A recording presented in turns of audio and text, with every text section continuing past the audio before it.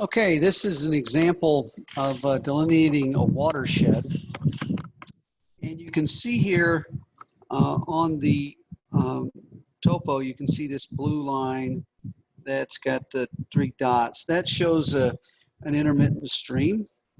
And so let's just assume that we're going to delineate a watershed that would drain to this point right here on this road. So this is a either a low water crossing or something. So I want to know what is the amount of land that drains to that particular watershed.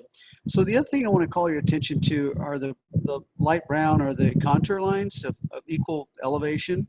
And so typically if you go up the stream, you'll notice that as you're going upstream, that the contour lines kind of point in a V that way. And you can see that we get up to the very end of this, we got a little lake here.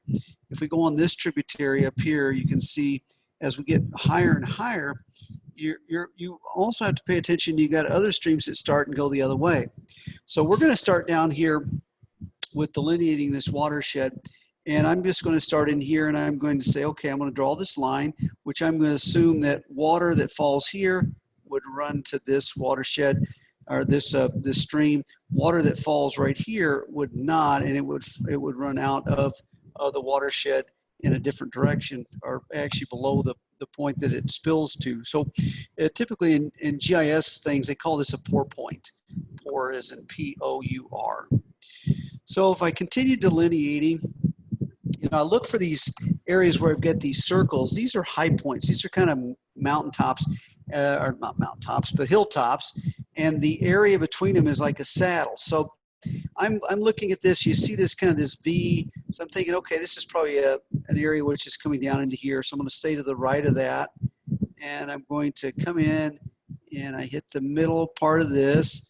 And I'm going on this high point, the saddle. So water falls there, goes that way, water falls this way, goes outside of the drainage basin that drains to my pour point here.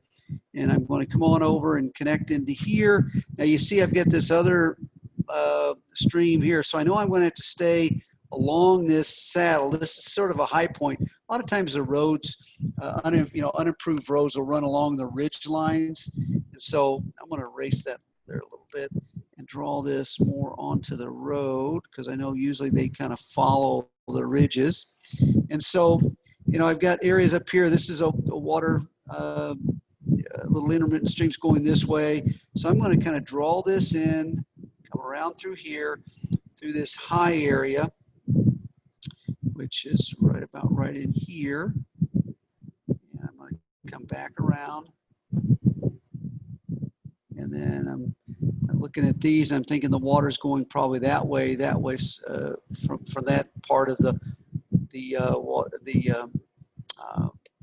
topography. And so I'm going to draw it around in here.